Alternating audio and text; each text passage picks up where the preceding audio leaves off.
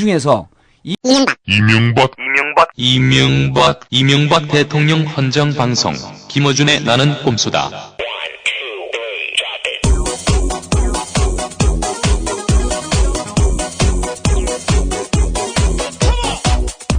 안녕하세요. 나는 꼼수다. 각하 헌정방송. 네. 딴지 총수 김어준입니다. 전화 왔네?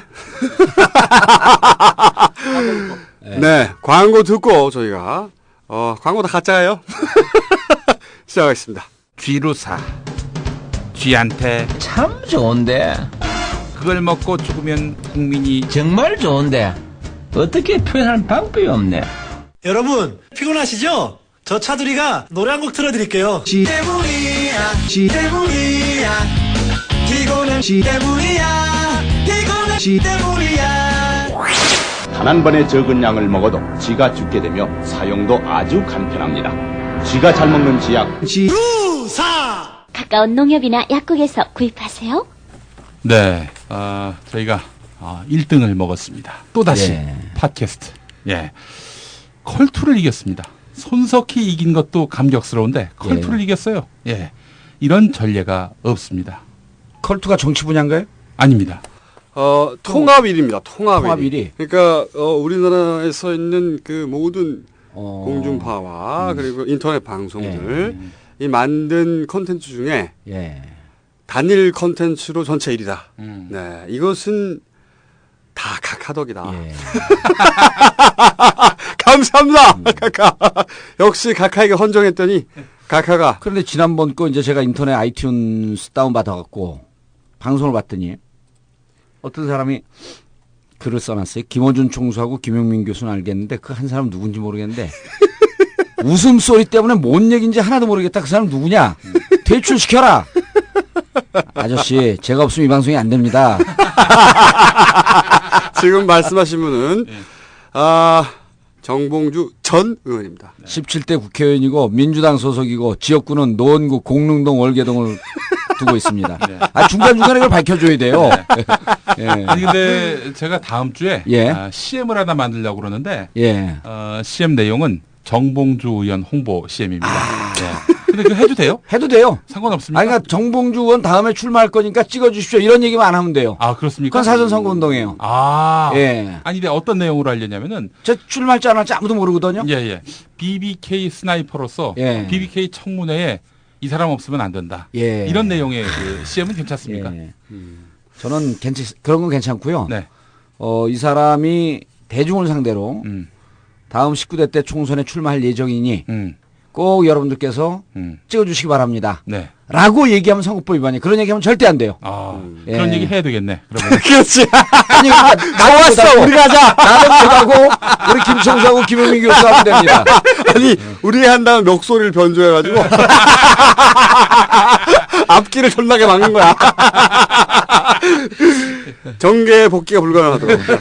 사장 시켜버리는 거죠? 네, 사장. 그런 묘수가 있었군요. 네, 그렇습니다. 근데 저희가 이 방송을 목요일 날 골방에 모여서 합니다. 이 3명 이상 들어올 수 없는 골방에 모여서 하는데. 우리 집사람도 와갖고 장소가 비좁아갖고 못 들어왔어요.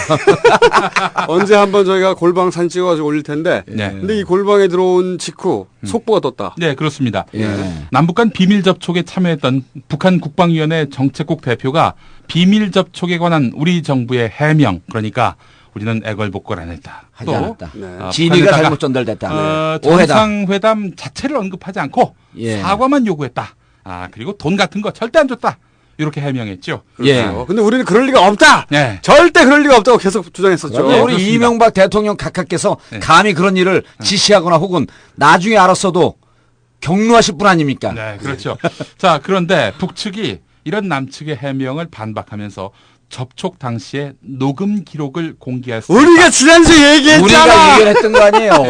이러다가 북한이 녹취 깐다 얘기했던 거 아니야. 그러니까 우리가 방송 나가고 그 다다음 날인가요? 민주당에서 우리 방송을 들었는지 통상적으로 비밀 접촉은 있지만 비밀 접촉이 있을 때 녹취록이 있다. 녹취를 한다. 북한이 녹취 깐다 그러면은 공개한다 그러면 어떻게 하려고 그러냐. 그렇죠. 하면서 민주당에서 어느 의원인지 모르겠는데 충고하듯이 그 얘기를 한번 했어요. 그 기사가 뜬 적이 있습니다. 예. 자, 특히 그 주목되는 부분이 있습니다. 예. 돈 봉투와 관련해서는 접촉이 결렬 상태에 이르게 되자 김태효의 지시에 따라서 홍창화가 트렁크에서 돈 봉투를 꺼내들자 김태효는 그것을 우리 손에 쥐어주려고 했다. 우리가 즉시 쳐던지자 황급히 돈 봉투를 걷어넣고 우리 대표들에게 작별 인사도 제대로 하지 못했다라고 주장했다. 예. 북한이. 예. 그렇다면 예. 돈 봉투를 줬다고 하고 돈 봉투를 배달 사고가 저 났을 방송 수 중입니다. 있는 배달 사고가 났을 수 있는 가능성도 예. 없겠죠. 예. 없겠죠. 네, 그렇죠. 없을 거라고 봅니다. 네. 그리고 그 새빨간 거짓말일 거라고 확신합니다만은 예. $10,000밖에 안 넣었다. 그 봉투에. $10,000라면 1,000만 원 정도인데. 1,000만 원, 1,200만 원쯤 되는 예, 거죠. 예. 네. 그 살 때는 1,200만 원이고 팔 때는 1,150만 원입니다. 네, 차비하세요 하고 이렇게 네. 1,000만 원을 밀어 넣어 줬는데 예. 북한이 이걸 쳐냈다는 거 아니에요, 예. 지금. 예. 뭐야, 이 자, 풀도는. 이제 우리는 여기서 우리 청취자들 위해서 네. 상황 예측을 해줘야죠. 네. 자, 돈 봉투를 건넸다라고 하는 북한 측 주장이 이제 녹취록까지 까겠다 하면서 지금 아주 구체적으로 상황 설명을 한 거 아닙니까? 네. 이후에 이 내용은 진위 파악을 하겠다. 1단계. 그리고 국민들 이 부분에 대한 불신이 사그러들지 않으면 진위 파악을 한 결과 실무자들이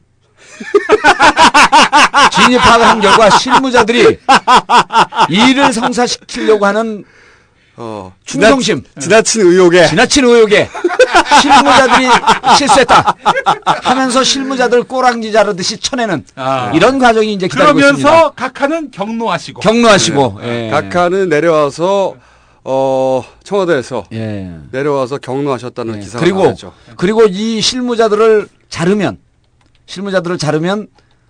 후에 문제가 될 것 같으니까 실무자들에게는 3개월 내지 6개월 정도 한직으로 갔다가 다시 복귀시켜줄 것을 약속을 하고 복귀 혹은 그리고 다른 자리로 보냅니다. 복귀 혹은 다른 자리죠. 네. 그런데도 이게 무마되지 않으면 이 분야를 책임지고 있는 청와대 외교수석을 경질하는 이런 상황이 3단계 과정이 기다리고 있습니다. 제가 보면 통일부 장관도 같이 날아갈 수 있습니다. 통일부 장관까지는 아니고 네. 국장이나 차장으로 처음에 그 손을 대려고 할 겁니다. 네. 그리고 그래도 여론이 안 좋으면 이제 장관도 손을 대고 수석도 손을 대는데 어차피 막판에 장관들 좀 나눠줘야 되거든요. 예. 네. 근데 이제 두 분이 모르시는 게 있습니다. 지난번에 우리 대통령 각하께서 뭐라 그랬냐면 내년 총선 출마할 사람들은 5월까지 모두 사표를 내라. 이런 얘기를 한 적이 있어요. 그렇죠. 그런데 지금 6월이 됐습니다. 네. 그때 우유부단하고 우왕좌왕하다가 사표를 못 낸 사람들이 있습니다. 아직도. 네. 이 사람들에게 총선 출마의 길을 열어주기 위해서 이번 돈봉투 사건에 책임을 지고 누구누구를 경질했다. 그 사람은 내년 총선에 반드시 출마합니다. 예언 하나 나왔어요. 그러면 기가 막힌 예언입니다. 이게 저희가 17대 국회의원 정봉주 노원 갑을 지역구로 두고 있는 저 아니면 못하는 겁니다. 이게. 하지만 내년 출마는 아직 확정됐지 않은. 그리고 이분의 출마를 저희가 막을 수 있다. 선거법 위반으로 보낼 수 있다. 그 점 주의해 주시고 충성을 다 바쳐 주시기 바라고요. 저희가 지난주 얘기는 했었죠. 북한이 이제 가지고 놀 것이다. 그러면 주도권을 완전히 가지게 될 것이고 여차하면 녹취록까지 흔들 것이다. 다 예상했던 일입니다. 네. 예. 그래서 이제 이 방송을 이 두 분들이 얘기하는 건 저는 안 들려. 왱왱왱 소리밖에 안 들려. 내용이 연결한데. 원래 의원님은 다른 사람 얘기를 듣지 않아요. 다른 사람 얘기를 듣지 않고 멍한 표정으로 자기 생각만 하고 있어, 원래. 그러다 언제 끼어들까? 그래서 이제 우리 청취자분들은 진행되고 있는 정치 상황을 잘 풀어서 해설해서 이해도도 높지만 앞으로 신문기사 볼 때 이 사건이 어떻게 전개될까라고 우리가 미리 길을 다 알려주기 때문에 정치에 대한 눈이 확 띄이는 거죠. 고맙다고 댓글 쓴 사람 무척 많습니다. 정치가 재밌다. 정봉주 의원 덕에 정치를 제대로 알기 시작했다. 정봉주 의원 덕은 아니고요. 네. 딴지 라디오 덕에.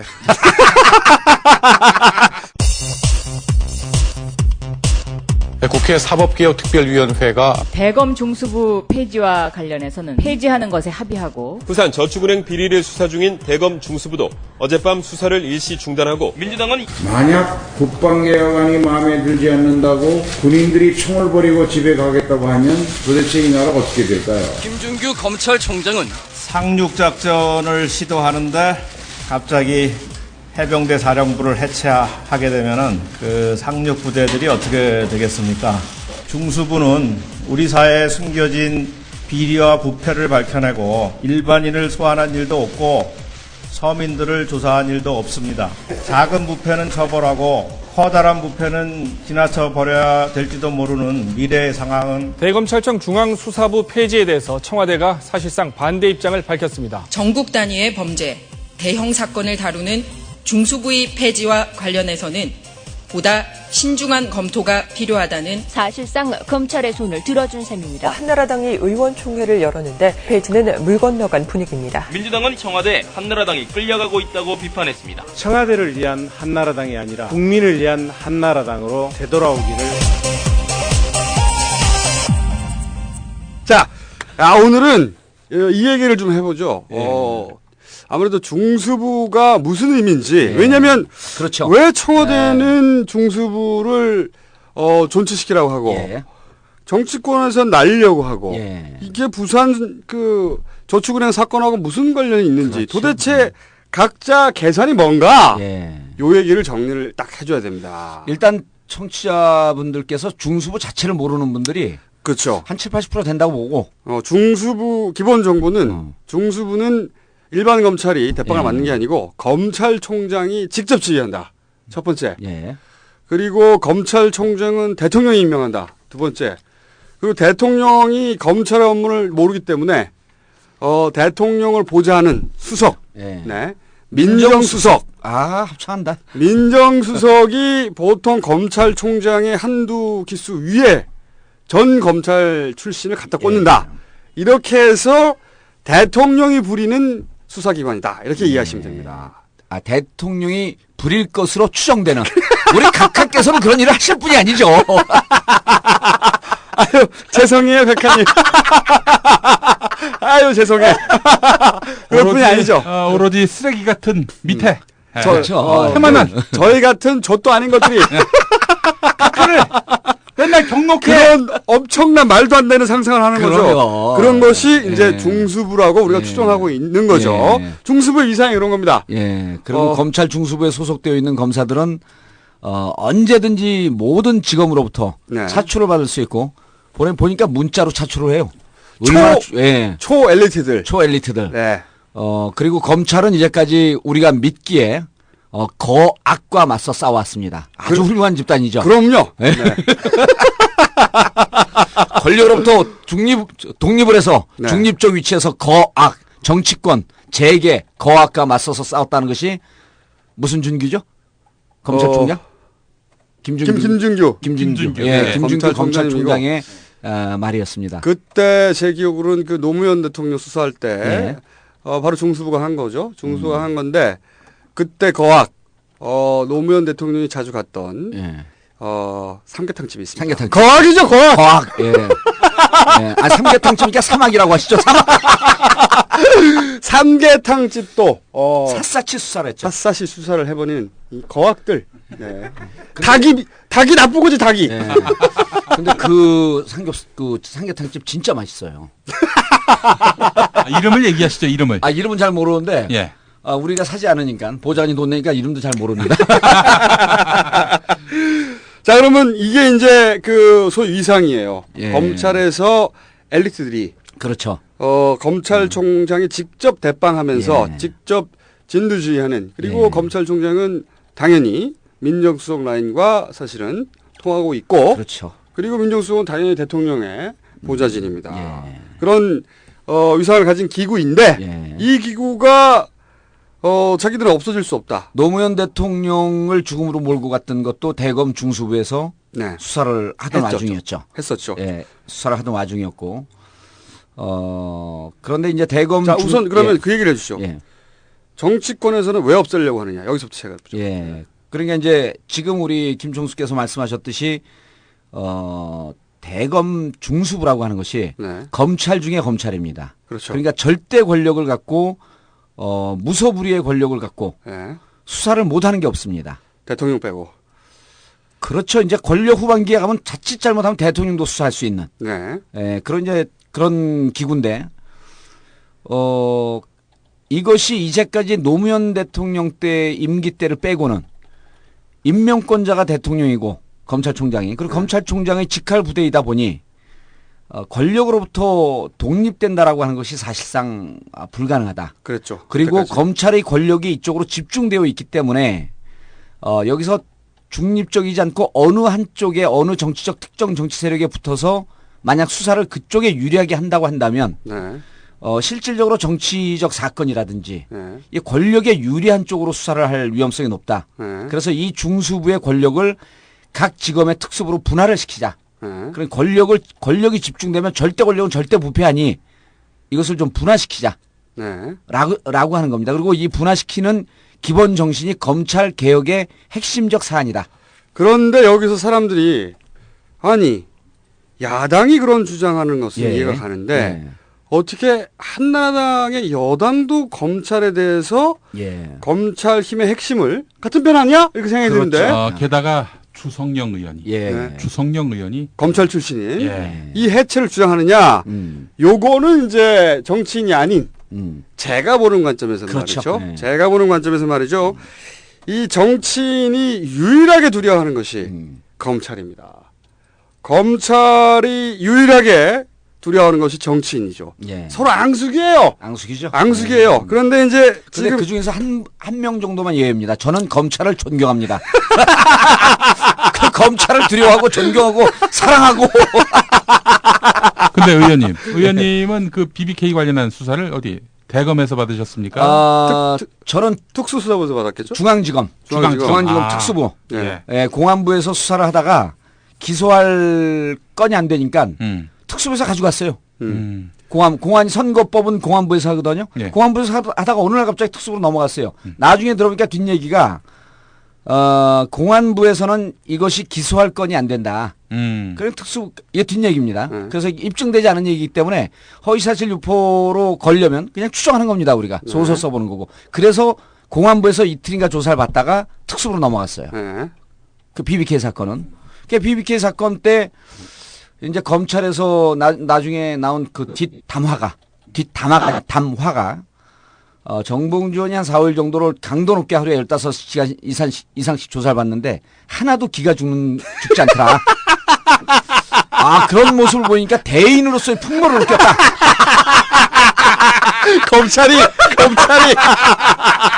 정봉주 의원의 조사받는 의연한 모습에 호연지기에 그러면 그리고 1심 재판에서 보세요. 1심 재판에서 검찰이 보통 자기들이 수사를 하고 난 다음 특수부가 그다음에 공판 검사에게 넘깁니다.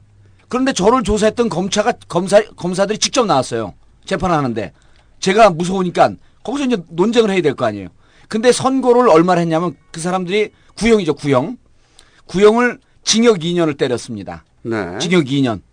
근데 나오면서 그 검사가 약간 죄송한 표정으로 죄송합니다. 이렇게 얘기하길래 제가 그 와중에 대인의 풍모를 한껏 발휘하면서 그런데 왜 기분 나쁘게 2년 전연하냐.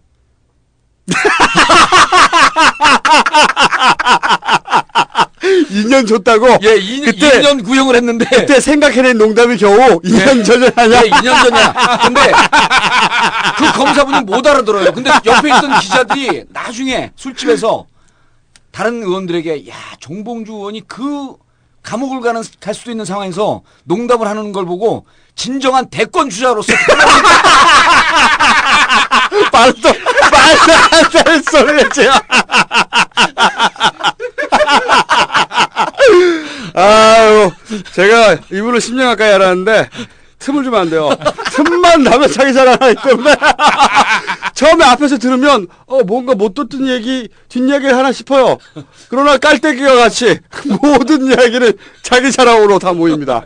무슨 얘기가 다 여기까지 와버렸나? 씨발. 아니 BBK 수사를 어디서 맞아. 아니 그 정치인들이 왜 여야가 이번에 중수부에 모였느냐, 중수부 폐지에 합의를 했느냐, 그것은 이제 정권 말기가 다가오고 정권 말기가 다가올 뿐만 아니라 선거철이 다가오고 그렇죠. 검찰이 무서워요. 그런데 선거만 다가오는 게 아니라 정권 말이 다가오고 선거가 다가온 두 가지가 합쳐지다 보니까 지금 현재 각하께서 각하의 지금 정치적 기반이 뒤흔들리고 있지 않습니까? 친이들이.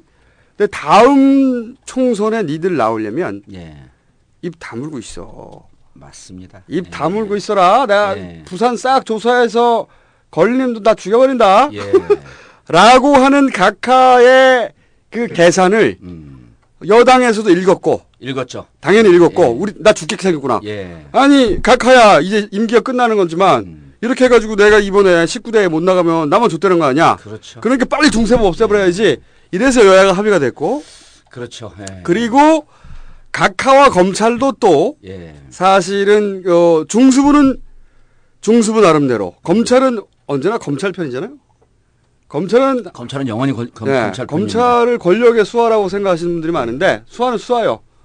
필요할 때 수하라고 우리가 추정할 뿐이죠. 추정할 뿐이죠. 죄송합니다. 감히 그런 추정을 해보는데 사람들은 그런 말들을 하죠. 그런데 사실은 검찰은 언제나 검찰의 편입니다. 그렇죠. 특히나 정권 말기가 되면 이제 권력의 비리를 잡아내서 이것으로 현 정권과 딜을 할 것인가 아니면 다음 정권에 이 정보를 넘겨줄 것인가 그런 정보를 쥐고 있어야 다음 정권과의 줄을 타고 승진도 하고 다른 좋은 자리도 가고 그런단 말이죠. 그러니까 이 부산 저축은행을 촌나게 팔 필요가 있고 그리고 중수부가 권력과의 줄이고 그러죠.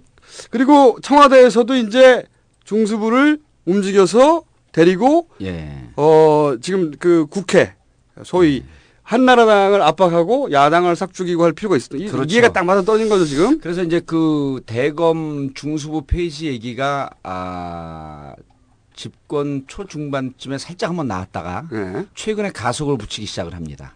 최근에 가속을 붙이기 시작을 하는데 우리가 이제 이 정치적 사안과 사건을 해설을 해줘야지 우리 청취자들의 정치적 식견이 높아지는 거 아니에요? 그런데 이게 언제 가속을 받기 시작했냐면 사실 그 부산저축은행 은진수 부산저축은행에서 돈을 받았던 BBK 대책 반장 출신 은진수를 구속하면서부터 사실은 은진수 구속하고 그다음에 삼화저축은행으로부터 정진석 청와대 정무수석이 신삼길 회장과 친분이 있다라고 하는 얘기는 검찰에서 나온 얘기거든요. 그리고 삼화저축은행뿐만 아니라 부산저축은행 모든 저축은행에 대해서 저축은행 퇴출과 관련된 비리를 철저히 조사해라. 라고 하는 그 시점에 중수부 폐지에 대한 얘기가 가속이 붙기 시작을 했어요. 그렇죠. 겁난 거죠, 정치권에서. 정치권에서 어느 저축은행, 그리고 놀랍게도 한나라당 의원들, 민주당 의원들도 계속 실명으로 연루됐을 것이다라고 기사가 나오기 시작을 합니다. 이건 검찰이요. 우리가 기사를 완전히 흘렸다고 얘기하는 순간 우리는 또다시 이게 문제가 될 수 있기 때문에 기사를 흘렸을 것으로 추정되지만. 검찰이 스스로. 그런데 이 와중에서 어느 저축은행 하게 되면 의원이 답니다. 우리 옛말 아주 훌륭한 말 있잖아요. 내 죄를 내가 알렸다. 자기만이 정확히 알고 있거든요. 그렇죠. 그러니까 위험하다 이거. 요건이 나왔다라고 하는 것은 이 부분에 대해서 내가 얘기를 좀 닫아야 되겠다. 그리고 다른 의원들 전체 입장에서는 검찰이 중수부가 저축은행 건으로 정치권을 길들이게 하고 있다. 그렇죠. 라는 이런 입장이 반영됐을 거라고 저는 보는 겁니다. 그러니까 검찰과 존재 증명을 하고 그다음에 정보를 추적해 놔야 되는 검찰의 필요와 그다음에 그 의원들을 조져야 할 다음 그 총선 때 까불지 못하게 조져놔야 할 청와대의 필요가 딱 맞아 떨어진 거죠. 그렇죠. 검찰에서도 이 정보를 갖고 있어야만이 의원들 입장에서는 검찰 중수부 폐지 표결에 들어간다든지 이게 법안으로 통과되고 그럴 때 이러저러한 이유로 반대의 견해를 펴는 사람들이 검찰 출신뿐만 아니라 저는 있을 거라고 보는 거죠. 그리고 그렇죠. 이 반대의 견해를 표명할 명단의 숫자를 늘려놓자라고 하는 것이 검찰에 숨어있는 계산인 거죠. 계산이 아니겠느냐라고 추정해보는 거죠. 그렇죠. 그 검찰의 이해는 명확하게 이해가 되고 그럼 청와대가 국회의 이해도 정확하게 이해가 되죠. 얘네들이 나를 조지려고 하는 거구나. 이해가 되고 근데 여기서 이제 청와대가 양날의 검을 뽑았다. 어쩔 수 없이. 그렇죠. 이 부분이 이제 이 사건을 바라보는 묘미입니다. 왜냐면은 정권 말기에 이렇게 그 검찰을 부리게 되면 그 과정에서 추적되는 정보들이 고급 정보들이 있을 것이고 그것이 정권이 말이 되면 정권이 영하지 않단 말이죠. 그러면 자기한테 칼이 돼서 자기 득에 꽂힐 위험성이 있단 말이에요.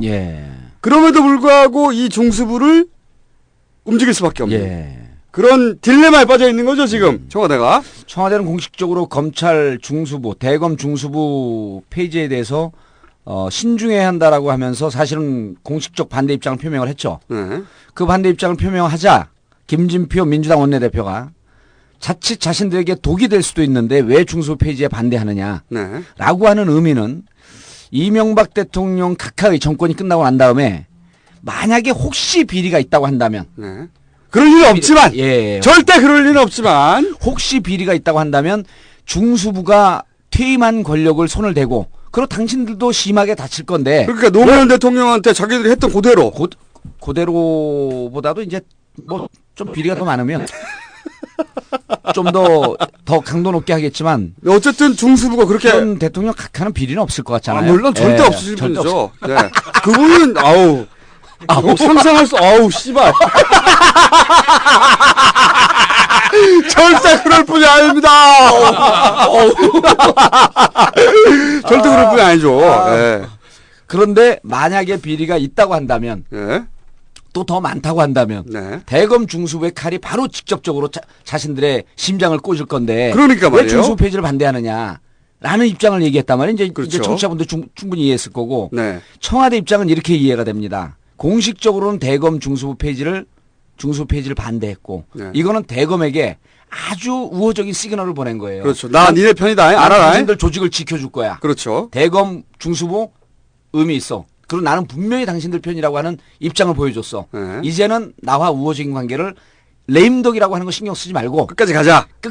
네. 우리는 이 동지 아니냐. 그런 제스처를 한번 던져고. 제스처를 한번 보였고 혹은 또 우리가 지금 추정하고 추정했듯이 그런데 만약에 난 비리가 없지만 혹시 또 다른 놈이 비리가 있으면 나한테까지 똥물이 튀지 않을까? 네. 그럼 중수부가 있으면 저게 나한테 좀 해가 되거나 독이 되지 않을까? 독이 된다라고 하는 것은 김진표 원내대표가 쓴 표현이죠. 독이 되지는 않을까라고 하는 입장 때문에 공식적으로는 중수부 폐지에 반대한다. 하지만 여야가 세게 밀고 들어오거나 강력하게 요청을 하게 되면 마지못해서 받아들이면서 나는 폐지 안 하고 싶었지만 국회에서 폐지를 희망을 했으니 나는 좀 살려주고 국회의원들 조져라. 양수겸정을 던졌다고 보시는 거죠. 양수겸정을 던진 거죠. 그러니까 표면적으로는 중수부 편을 들은 척하면서 결국 없어진다 하더라도 나는 그 크게 손해는 아니다. 예. 그러니 수사를 빨리 진행했던 겁니다. 그렇죠. 예. 수사를 절대 막지 않고 존나게 빨리 진행이 됐어요. 실제로. 시그널을 계속 보냈잖아요. 네. 저축은행에 대해서 다 조사하라. 그런 것은 지난번에도 우리가 얘기했지만 그것은 민주당 의원들 당신들도 떨고 있지 않냐. 네. 조심해라. 라는 시그널을 보내주면서 이 중수부 폐지에 대해서 혹은 저축은행 문제에 대해서 더 이상 파고 들어가지 못하게끔 막아버린 거죠. 네. 그리고 그러면 이제 검찰의 입장에서는 중수부 폐지는 일단 무조건 반대하고 저축은행 수사의 강도는 아마 중수부 폐지라고 하는 사회적 과제가 걸려있기 때문에 역대 중수부가 81년도 전두환 정권 때 생겼습니다. 그러니까 이렇게 이해하시면 돼요. 전두환 정권은 독재 정권이라고 우리가 규정한 거 아닙니까? 네. 공안 통치라고 우리가 표현했죠.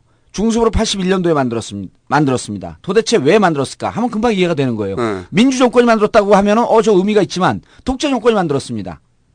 그리고 지금까지 유지되고 있는 거죠. 21년 동안 유지가 되고 있는 거죠. 권력들이 항상 이용해 왔죠. 네. 이용한 것을 우리가 추정했죠. 아니 그 전 정권들은 이용했나요? 확실하고 각하만 이용하지 않았다. 예. 각하는 이용하지 않았다는 게 분명하지 않겠는가 하는 수정을 하는 거죠. 중수부는 자신들이 갖고 있는 능력, 기술, 테크닉 모든 걸 다 총동원해서 역대 어느 중수부보다도 이번에 저축은행 사건을 신속하게 엄격하게 다만 각하의 피해가 직접 가지 않을 선까지만. 아니 그리고 다 조사를 해놓고 피해가 가는 선을 깔 거냐 말 거냐라고 하는 것은 정치적 상황을 보면서 판단합니다. 여러 개 패를 두고. 그거는 제가 보기에는 그건 이제 검찰의 편이다라는 건데. 검찰 입장에서요. 이 1년 만에 나온 시점에서 깔 수는 없겠죠. 하지만 그럼요. 카드를 가지고 있다는 것. 예. 그러니까 지금 중수부가 고사인이 났어요. 고사인이 났으니까 이 기회에 존나게 최대한 많이 수사해가지고 저희가 검찰은 검찰의 편이어서 이번에 수사를 끝까지 갈 거라고 했지 않습니까? 존나게 수사를 한 다음에 아마도 다 까지 않고 그중에 예민한 것들은 쥐고 있다가 그렇죠. 정권 교체기 내년 대선 총선 이후 대선 전국에서 어느 쪽으로 넘어가냐에 따라서 줄을 대려고 하겠죠. 맞습니다. 그 정보를 가지고. 그 카드를 갖고 이 카드가 권력의 균형추가 어디로 흐르나를 봐서 네. 권력의 균형추가 흐르는 쪽에 유리한 카드를 갖고 뒤로 뒷거래하거나 딜을 하지 않습니다. 검찰은 훌륭한 조직이기 때문에 수사를 갖고 그렇죠. 수사로 말하겠다라고 하는 거 아닙니까? 팩트로 말한다고 하겠죠. 수사로 말하겠다. 그 뜻은 뭐냐면 우리가 수사하는 방향을 보면 우리가 어느 우중으로 하는지 당신들이 알 것이다. 네. 거기에 조응해서 함께 가든지 이 패를 버리든지 마음대로 해라. 라는 뜻으로 저는 받아들여진 거죠. 그때 그 정보를 쥔 사람이 결국은 다음 정권의 줄을 잘 쓰면 검찰총장이 되던 민정수석이 되던 어디 공직의 주요 공직이 되던 인수위에 들어가던 쫙 풀려나가는 거예요. 그렇죠. 예. 검찰을 이렇게 생각하시면 됩니다. 분명히 공부를 엄청나게 잘했던 아이들이고 아이들 시절에 그리고 사법고시를 합격했고 아이들이라고 그랬다가 또 당할 것 같으니까 바로 아이들 시절이라고 정정을 하는데 그렇습니다. 바로 그 이유였습니다. 어쨌든 아이들이었을 때가 있었죠. 공부를 졸라게 잘했어. 시험을 통과했어. 그리고 나서 검찰이 됐는데 사실은 검찰의 연봉이라는 것이 대단히 높지 않습니다. 그 나이에 그 경력으로 다른 직종이 있었다면 더 많이 받았을 거란 말이죠. 그러니까 이분들한테는 아주 유명하신 분들이죠.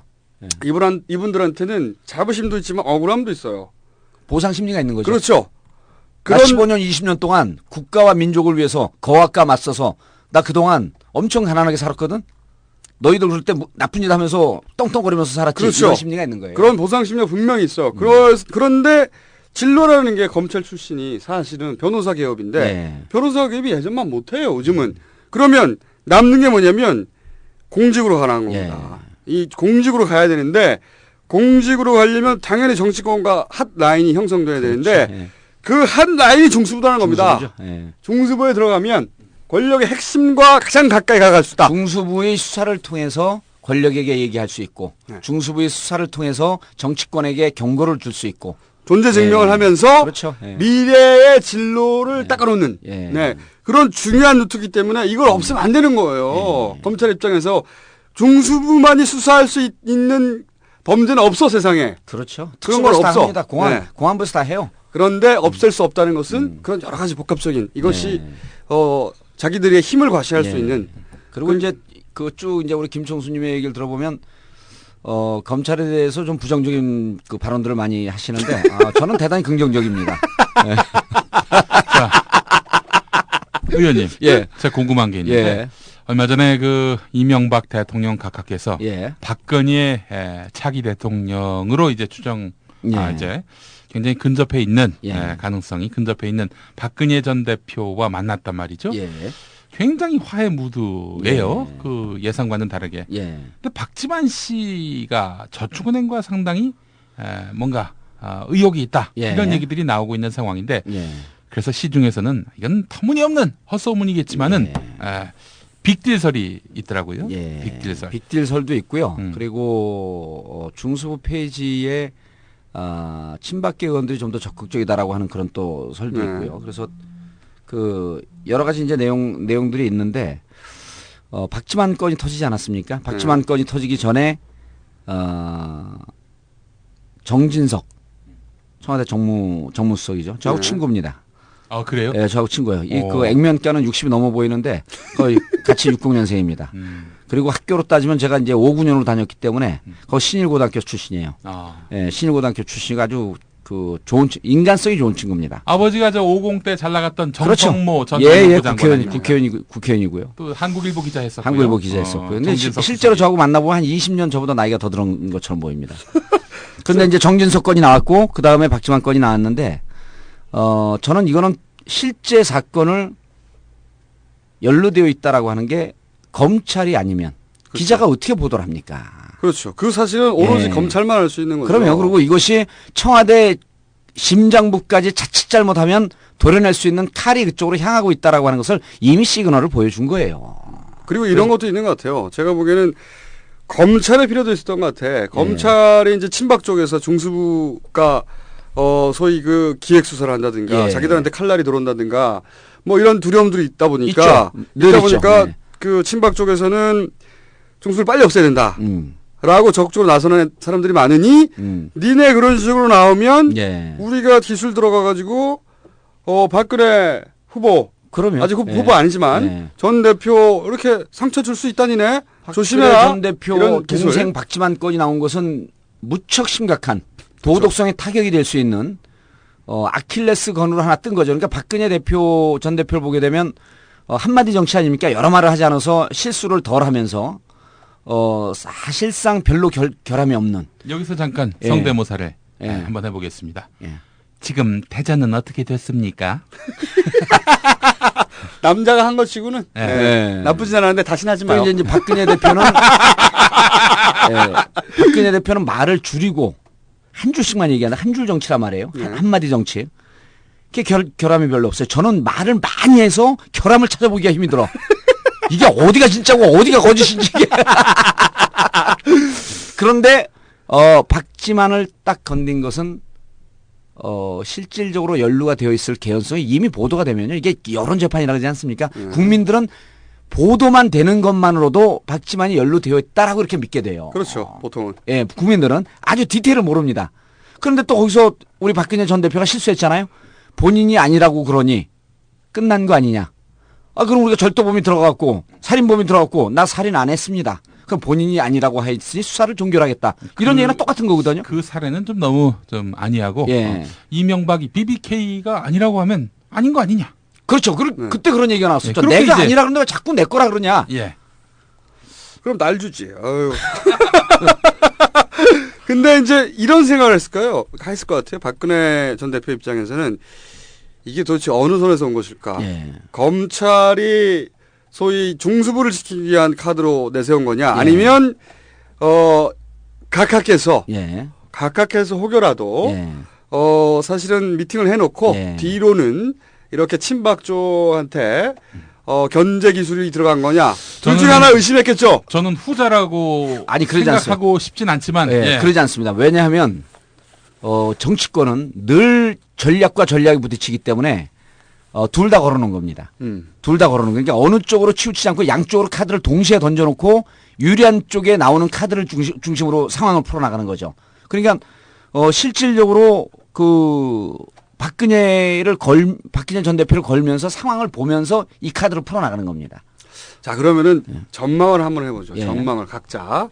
자, 이 검찰의 입장에서는 부산저축은행을 최대한 빠른 속도로 예. 최정예를 투입해서 예. 최고조의 강도로 수사를 할 것이다. 예. 그리고 다만 수사 결과를 다 발표하지는 않을 것이고 예. 수사 결과 발표의 조율은 있겠지만 이 기회에 정치권의 각종 커넥션과 비리들을 최대한 긁어모을 것이다. 사치 조사겠죠. 이거는 우리가 예. 지지난 시험부터 계속 전망했던 예. 것이고 그러면서 중수부의 존치를 이제 위해서 계속 주장을 할 것이고 그런 다음에 청와대 입장에서는 의원님의 전망에 의하자면 이것이 폐지냐 존치냐 결정되지 않은 채 최대한 흐지부지되며 길게 늘어지는 걸 가장 선호할 것이고 저는 그 가능성이 가장 높다고 봅니다. 중수부 폐지가 현실적으로 안 될 거라고 봅니다. 중수부 폐지가 현실적으로 좀 어려울 거다. 오히려 정치권에서도 중수부 폐지라고 하는 카드를 두고 검찰에서 지금 수사하고 있는 것에 일정한 속도 조절을 요구하는 신호를 보낸 겁니다. 그래서 저는 이번 6월에 만약에 중수부 폐지안이 국회에서 통과가 안 되면 중수부 폐지는 사실상 물 건너간다. 저는 개인적으로 중수부 폐지 반대합니다. 이명박 대통령 각하께서 비리가 전혀 없으시겠지만 혹 있으면 중수부에서 수사해야 되는 거 아닙니까? 그럴 리가 있나요? 절대 없죠. 절대 없죠. 예. 절대 없지만 혹시 모르니까. 그럼요. 그래서 저는 이 시기 중수부 검찰 수뇌부가 검찰 엘리트들이 모여서요. 저는 노무현 대통령 때 조사한 것보다 조금 더 강도 높게 난 반드시 조사를 해야 된다고 봅니다. 청문회 건도 많은데 청문회 건도 안 됩니다. 왜냐하면 국회의원들이 바쁘거든요. 그리고 바쁜 역할을 서로 손발을 맞춰갖고 중수부에서도 좀 해줬으면 좋겠다. 그 시기에 1년 반 뒤에. 제가 보기에는 청와대에서는 이런 입장일 거라고 봅니다. 사실은 이것이 자기한테 부메랑으로 돌아갈 거를 모르진 않단 말이죠. 모르진 않죠. 모든 정권이 그랬어요. 그런데 지금은 필요하단 말이죠. 근데 지금 중수부 폐지는 너무 큰 부담과 모험을 하는 거죠. 바로 다이렉트 날라올 수 있으니까. 그런데 네. 또 그러네, 또. 예, 끄겠습니다. 예. 네, 쓸데없는 기가 돌고 빠지는 있어요. 소리예요. 그런데 물 빠지는데 왜 에어컨을 꺼요? 제가 보기에는 최대한 늘어뜨린다고 생각했던 게 늘어뜨립니다. 네, 늘어뜨려서 소위 데이터는 최대한 쥐고 검찰의 보고를 받아서 그런 다음에 만약에 중수부가 폐지되는 쪽으로 국회에서 움직이면 저는 그냥 가만히 중수부가 폐지되는 쪽으로 내버려 둘 거라고 생각해요. 저는 만약에 국회에서 그렇게 중수 폐지를 표결까지 끌고 가면은 국회 앞이나 대검찰청 앞에서 중수 폐지 반대 1인 시위를 할 계획입니다. 폐지하면 안 됩니다, 지금. 아니, 이게 제가 농담으로 하는 게 아니고 실질적으로 민주당 몇몇 의원들에게 폐지하는 시그널을 충분히 보냈고 검찰 개혁의 의지를 보냈으니 이걸 강도 높게 밀고 가지 마라. 강도 높게. 적정한 수준으로. 작전 지시를 그럼요. 적정한 수준으로. 그리고 이 카드를 갖고 사실은 눈에 보이지 않게 행간으로 검찰과 대화할 내용이 많다. 제가 보기에는 이제 의원님의 계산은 정권이 교체되고 그리고 본인이 19대 당선이 되고 그다음에 요직을 맡은 후 중수부를 통해서 전 정권을 수사를 1년 정도 한 다음에 그런 다음에 폐지하려고 하는 게 아닌가. 이런 수를 쓰고 있는 게 아닌가. 이렇게 예상이 되고 있고 그럼 남은 게 정치권의 입장인데 정치권에서도 이미 언론을 통해서 정치권의 개혁 의지는 다 나갔어요. 그렇죠. 포부 다 냈죠. 할 거 다 했죠. 가오 다 팔고 광 다 팔고. 그래서 이제는 조금 속도 조절을 할 것으로 보인다. 그리고 한나라당 명분 있잖아요. 청와대에서 반대한다. 라는 입장 때문에 한나라당 못 나갑니다. 3년 내내 청와대가 준 가이드라인대로 움직였기 때문에. 그리고 제가 그 얘기를 즐겨 쓰잖아요. 아무리 램덕이 걸려도 마지막 퇴임하는 전날까지 살아있는 권력이기 때문에 청와대의 뜻에 거슬려서 한나라당이 나가기는 쇼만 하지 더 이상 나가기는 실질적으로 불가능하다. 원래 그 살아있는 권력은 힘이 빠져도 누군가를 되게는 못해도 안 되긴 할 수 있지 않습니까? 우리 그 노무현 정부 그 마지막에 노무현 대통령 그때 힘 많이 빠졌었잖아요. 말씀 한마디로 대권 주자들 다 날려버렸잖아요. 그러네. 진짜. 그럼요. 할 수 있어. 언제나. 그럼요. 그 이를테면 정운찬도 있었고. 그다음 고건 전 서울시장도 있었고요. 한마디 하면서 지지율이 10몇 % 빠져요. 그러니까 또 안녕하십니까. 김근태입니다. 왜 저는 뺐습니까? 요거는 좋아합니다. 대통합의 미랄만 됐습니다. 요즘 저 근태 형 어떻게 지내요? 겐세 놓지 말고요. 몸이 좀 안 좋다고 했는데 건강 많이 회복됐어요. 회복됐어요? 축구도 계속 하시고. 그런데 이제 그때 당시에 정운찬 전 총리가 살짝 맞짱을 떴죠. 노무현 대통령하고. 그러면서 지지율이 확 가버립니다. 그러니까 대통령이 암만 지지율이 떨어진다고 할지라도 대통령의 워딩 한마디가 그럼 대통령 입장 하나하나가 향후 대권 주자들한테 미칠 영향은 무척 파괴적이에요. 여기서 잠깐 제가 좀 재밌는 얘기 하나 하려고 그러는데 정운찬 총리가 사실은 그 노무현 정부 때 이렇게 자빠졌잖아요. 그 대권 주자로 나올 뻔했는데 사실 그 제가 유력한 이름만 되면 다 알만한 유력한은 아니고 유명한 어떤 교수님이 계신데 경영학과 교수님이에요. 그분 얘기는 정운찬 씨가 분명히 잠자리에서 휴대전화를 밤에도 계속 켜놨을 것이다. 연락이 올 것을 기다리면서. 어디에서요? 청와대죠. 무슨 얘기냐면 안 한다고 하면서 실제로는 밤에 휴대폰을 머리맡에 놓고 잤다는 거죠. 올까봐. 자, 그리고 이명박 정부에서 왜 총리를 하려 할까? 이렇게 의문을 갖는 분들이 있었잖아요. 왜? 자기의 정치색과 그동안 주장해왔던 혹은 뭐 이때까지 유지해왔던 색깔과 다른 이명박 정부의 제안을 왜 받아들였을까? 바보같이. 그렇죠. 이제 그 대목에서 국회의원 아니면 알 수 없는 극비 정보를 제가 이제 지금부터 말씀드릴게요. 그 정운찬 총리는 야권으로부터 당시 이제 열린우리당으로부터 그땐 대통합 민주신당입니다. 정당이 자주 바뀌어갖고 정당 이름이 그때 제안을 받아요. 그래서 상당히 고민을 합니다. 상당히 고민을 하고 그 지금 저 민주당에서 정운찬 씨와 친한 사람은 누굽니까? 그건 얘기할 수 없습니다. 왜냐하면 이거는 실명 거론하면 안 돼요. 저는 이제 싸우면서 좀 친해졌고 친한 거 저만 얘기하면 됩니다. 제가 서울대 자료 내놓으라 그러니까 안 내놨어요. 국정감사 때. 그 현장을 찾아갔잖아요. 우리 현장을 뛰는 정치인 아닙니까? 기자들 쫙 데리고 현장 가고 자료 내놓으라 그러니까 무슨 처장이 덜덜덜덜 떨면서 손이 떨려갖고요. 자료도 제대로 못 잡아요. 저승사자가 왔으니까. 제 국회의원 때 국정감사하면 별명이 저승사자 아닙니까? 처음 들어봤어요? 네. 아니 실질적으로 서울대 갔어요. 네. 그리고 정운찬 총리하고 뭐 계속 붙어 그때 당시 총장하고. 근데 어쨌든 그래서 출마를 하라 그랬더니 우리 민주당의 아주 유력한 영향력 있는 정치인들과 여러 차례 만납니다. 네. 그리고 386 주자들하고도 만나고. 네. 그때 이제 털어놓은 고민이 뭐냐면 돈 문제를 많이 털어놨어요. 실제로? 실제로. 돈이 네. 없으니. 그러니까 또 이쪽에서는, 대선 붙으면 돈 문제는 책임질 테니까 선언만 해라. 네. 라고 얘기한 분들도 있었고요. 네. 한 라인을 갖고 계속 만났습니다. 네. 그 원로급도 만나고 중진도 만나고. 지난 대선 직전에. 지난 2007년. 네. 만나고. 그런데 이제 그게, 그때 당시에 노무현 대통령하고 각을 세우면서 이게 지지율이 빠졌어요. 거품이 빠졌죠. 노무현 대통령이 아마 그런 얘기까지 했을 거예요. 저거 다 거품이다. 네. 그런 얘기도 한 거로 제가 기억을 하고 있는데 그리고 나서 2008년도 총선에서 정운찬 총리가 만나는 그 고등학교 대학교 동창 그룹이 있습니다. 네. 그런데 2008년 총선에서 총선을 총괄 책임을 져서 우리 민주당과 함께 뛰자라는 제안이 들어갔는데 그거를 답도 하지 않고 부인도 하지 않으면서 시간을 끌고 질질 끌면서 결국은 내용적 부인을 합니다. 그때 이미 우리는 이명박 정부로부터 러브콜이 올 것을 본인이 예측하고 있었고 그러한 시그널을 주위에서 들어서 그거를 기다리고 있었다. 18대 총선 때 18대 총선 전후로 해서 예. 그때 이미 시그널이 갔을 것이다. 그거를 주위 사람들은 그렇게 증언을 해요.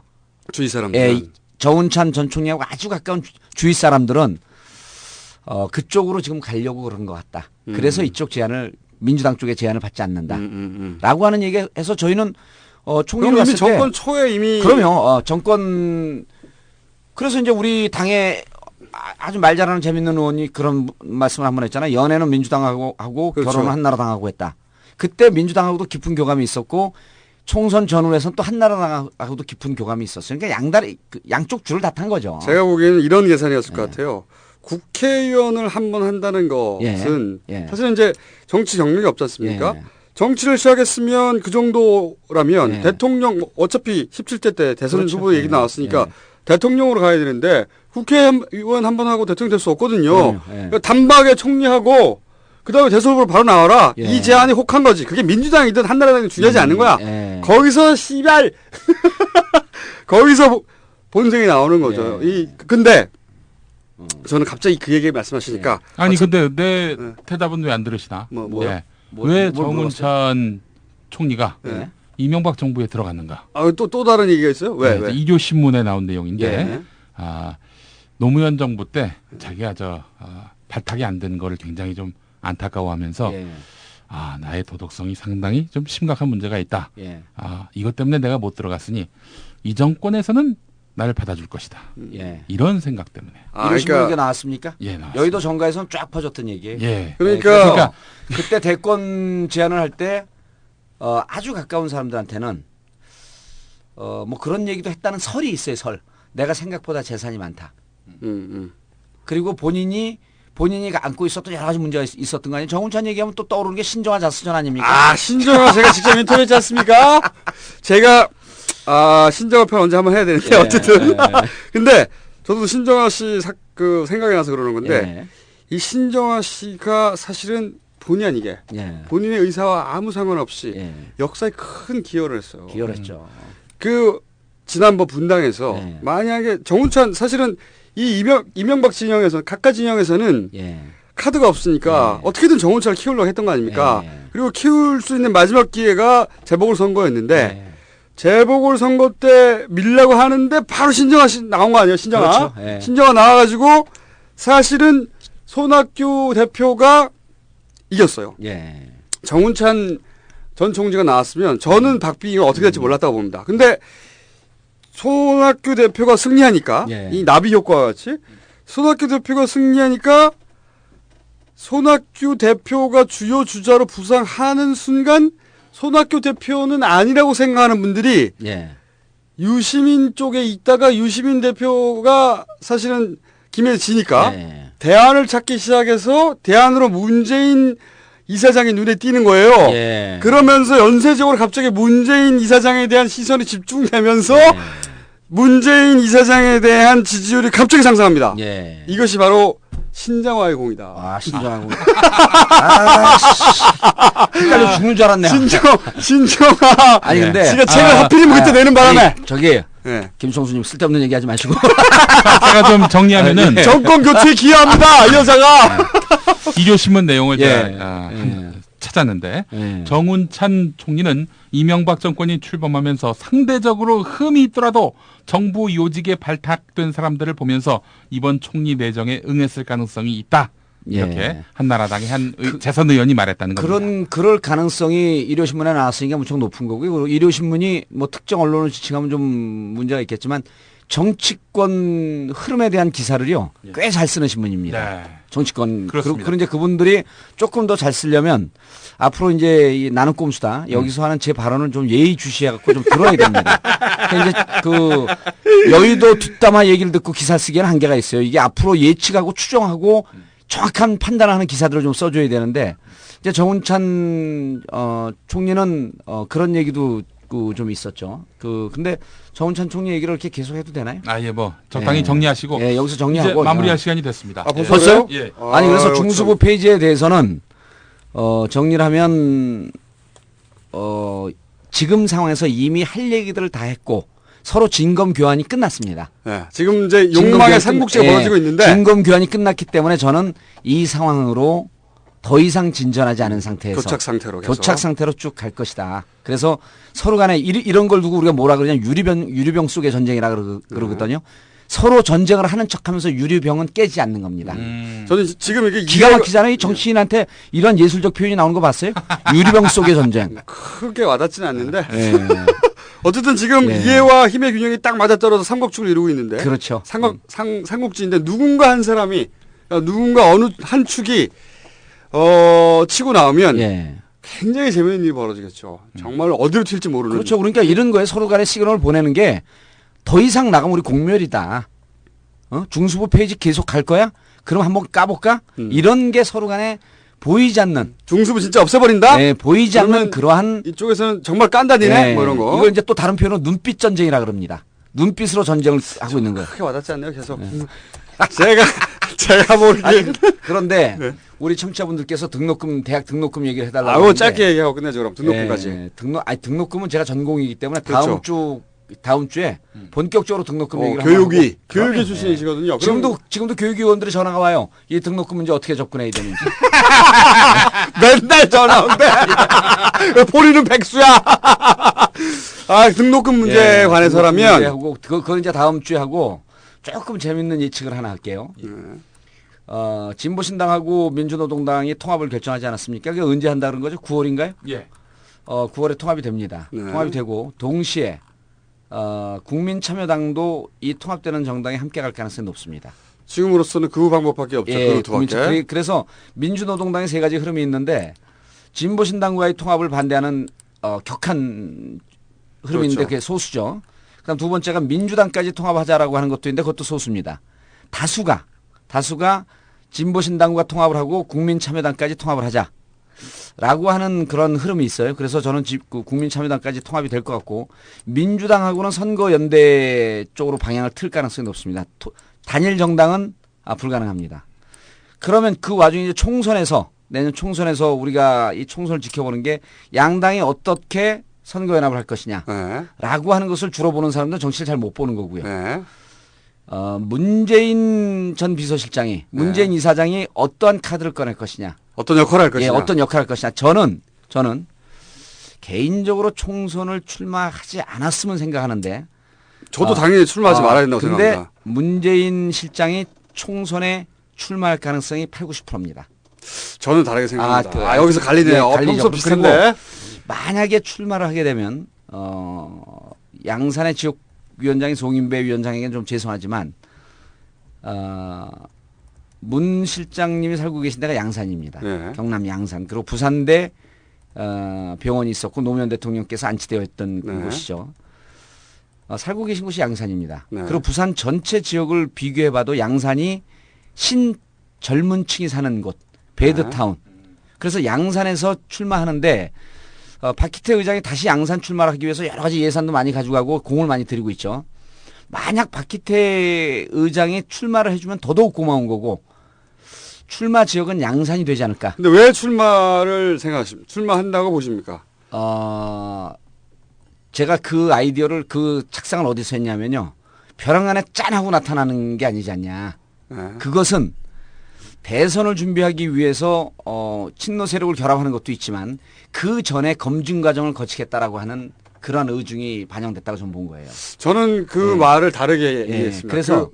그래서 그러니까 이 무슨 말이냐면 모르시는 분들을 위해서 대선 후보로 나올 거냐. 그렇죠. 계속 방송 인터뷰에서 그런 얘기를 하니까 아니 대선 후보라는 게 갑자기 짠 나오는 게 아니지 않냐. 이 얘기를 이제 의원님은 그렇다는 얘기는 지금부터 준비하겠다는 얘기로 읽으신 거고 저는 그 얘기를 어떻게 읽었냐면 전 다르게 읽었는데 내가 할 수 없다. 대선 후보가 갑자기 나올 수 없는 거라서 나같이 그렇게 그 이전에 선출직 경력도 없고 본격적으로 정치하지 않은 사람은 그러니까 그것은 거절의 표현이지 자기가 준비하겠다는 표현은 저는 아니라고 생각합니다. 제가 알고 있는 문희상 이게 이제 지금 우리 김총수님께서 얘기한 게 시중에 이제 이렇게 널려 있는 그런 평론가들의 분석이고 제 분석은 이제 그거를 뛰어넘어서 한 2발 정도 앞서간 거죠. 제가 보기엔 그거는 오바예요. 오바고. 어쨌든 그리고 친노 진영에서의 다수의 견해가 총선을 출마해야지 대선을 갈 수 있다. 라는 쪽의 견해를 많이들 갖고 있어요. 그런 분들도 많이 있더군요. 그런 분들이 있어요. 그리고 민주당에서조차도 민주당에 들어오든 아니면 외곽에서 무소속으로 나오는 한이 있더라도 총선을 거쳐서 가면 이 폭발력은 배가 되고 대선은 무조건 이기는 싸움이 될 것이다. 저는 아니라고 생각합니다. 저는 나올 필요도 없을 거니와 나와서 득도 있고 실도 있겠지만 쓸데없는 실을 만들 수도 있다. 저는 그렇게 생각하는데 그건 다음에 얘기를 하고 그렇죠. 마지막으로 끝내기 직전에 그 등록금 다음 주에 특집을 할 텐데 제가 이 등록금 관련해서 계속 요즘 하고 있는 얘기가 있습니다. 오세훈 서울시장에 대해서 헌사를 짧게 하고 있어요. 오세훈 서울시장이 이 딸 둘을 대학에 보내느라고 허리가 휘었다고 그랬거든요. 제가 그래서 저는 그런 얘기가 나올 때마다 항상 팩트에 근거한 조사를 합니다. 그래서 바로 조사를 해봤습니다. 고위공직자 재산 공개 몇 년째 쫙 봤어요. 거기 보면은 이 고 대학 그 두 딸이 대학을 다니는 기간 동안 재산이 약 30억대에서 50억대로 증가합니다. 아니 허리가 휘니까 후원금이 많이 들어온 거 아닐까요? 제 말이 그거예요. 그러니까 제가 보기에는 이 급속한 재산 증식에 의한 요통. 허리가 휘니까 후원금이 들어온 게 아니고 재산이 너무 많아서 허리가 휜 거예요 지금. 그러니까 그게 무게가 있으니까 그걸 지려면 그렇죠. 허리가 휘죠. 약을 보내줘야 된다. 또 하나가 있고 두 번째는 뭐냐면 약을 보내주기 전에 그 얘기는 좀 야하네. 야간가요? 어린이 요통이다.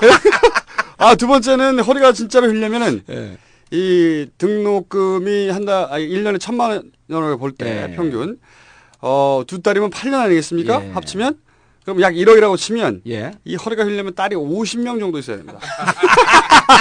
그건 위험한 얘기니까 여기까지.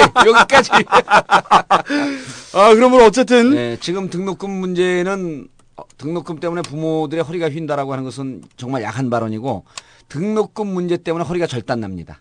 그 정도 수준이에요. 그리고 등록금 문제 때문에 가정이 분화되고 가정이 패가망신합니다. 그러면은 다음 주에는 우리가 다 하는 얘기 그런 거 말고 왜 이 등록금이 떨어질 수 없는가? 현재. 그건 제가 전공이죠. 국회의원도 그렇죠. 계속 물어봐요. 왜 사학재단 혹은 정치권에서 이 돈을 이거는 떨어뜨릴 수 있는데 안 하는 거거든요. 그렇죠. 못하는 게 아니라. 사학에 가장 강력한 비호 세력이 있잖아요. 있습니다. 교육가부입니다. 그러니까 국장들이 은퇴하고 대학으로 다 갑니다. 그러니까 이 언론에서 나오는 흔한 빠진 등록금 그런 얘기 말고 그런 얘기 뭐 하려고 해요. 이 돈 얘기 도대체 돈과 이권이 어떻게 연루가 되어 있기 때문에 등록금이 안 떨어지느냐. 적립금이 얼마며 그리고 적립한 돈이 학생들에게 쓰여지는지 안 쓰여지는지 제가 현미경 보듯이 다 들여다보고 있습니다. 자, 요 시간을 저희가 다음 주 목요일 혹은 수요일 모르겠어요. 그때 봐가지고 낱낱이 등록금 문제에 대한 진짜 진실 그러면 그거를 저희가 알아도 얘기를 못하고 알 수도 없을 뿐만 아니라 그래서 이제 이런 것은 대인으로서의 풍모를 갖춘 장차 대권 주자가 될. 이게 천기두서로 막혀버리는데. 네, 제가 해야 되는 주제죠. 정봉주 전 의원이 교육위에 있었고, 그래서 그걸 사실 잘 알고 본인이 사실은 사설 학원을 운영했기 때문에 또 업계 얘기를 또 잘 알고. 폭삭망했어요. 부채 때문에 지금 허리가 휩니다. 그렇기 때문에 그 판을 굉장히 정확하게 알고 있습니다. 네. 자아 비판과 함께 다음에 정확한 분석. 물론 뭐 북한이 녹취를 까면 특집으로 그걸 가는 거죠. 그러면 그거 가는 거죠. 아니 17대 국회의원 돼서 교육이 들어가겠다 그러니까 이게 그러니까 뭐라 그러죠? 이게 이제 거기 들어갈 수 없는 사유가 있대요. 그게 무슨 책 사유라고 그러는데 그것 때문에 나는 동종업종이기 때문에 안 된다. 교육이. 그럼 무슨 사유냐 그랬더니 사설학원을 운영했기 때문에 사설학원 입장을 대변할 것 같아서 거기 안 된다는 거예요. 이 양반들이 내 살아온 이 역사적이고 정의로운 삶을 그렇게 폄하할 수 있어요? 네? 그래서 결국 환노로 갔어요. 그러니까 환노로 갖고 제가 대표한테 선언했죠. 탈당 1호 민주노동당으로 당을 옮길 수 있는 1호 의원을 만들려면 나를 계속 환노에 돌아. 환노라는 건 환경노동. 나는 교육을 하기 위해서 국회의원 된 사람이다. 그랬더니 한 달 만에 다시 교육위로 보내주면서 당시 이종걸 수석부대표가 고맙다고 교육에 이런 열정이 있는지 몰랐다고. 그러더니 뭐 민주당에서 최고의 의원이 된 거 아닙니까? 더 이상 듣기 싫고요. 오늘은 여기까지 끊겠습니다. 민주당 소속 17대 국회의원 노원 갑 공릉동 월계동을 지역구로 두고 있는 정봉주였습니다. 19대 어렵고요. 저희가 맞겠고요. 저희가 더 하고 싶은데 스튜디오를 더 이상 빌릴 수가 없습니다. 나가야 돼요. 지금 나가야 돼. 지금 오버됐다고 밖에서 막 사인. 광고 주세요. 광고 제발. 광고 주시면 저희가 스튜디오를 좀 비싼 데 가가지고 어떻게 시간을 더 늘려 잡든가 해야지 이거. 다음 주에는 옹기종기 모양지 사진도 좀 내야죠. 알겠습니다. 네, 지금까지 딴지 총수 그리고 17대 전 의원입니다. 정봉주 전 의원 그리고 기술의 김용민. 기왕이면 저 제작이라고 해주세요. 제작. 기술 제작. 그다음에 꼽사리. 기술 제작 및 꼽사리. 모든 거 다 합니다. 그 외. 김용민 교수였습니다. 저희는 다음 주 언젠가에 언제가 될지 잘 모르겠고 언젠가 주 돌아오겠습니다. 가급적 목요일날 올리는 걸 정리하죠 이제. 알겠습니다. 가능합니다. 네. 안녕. 바이. 끝. On the upright. So frustrated.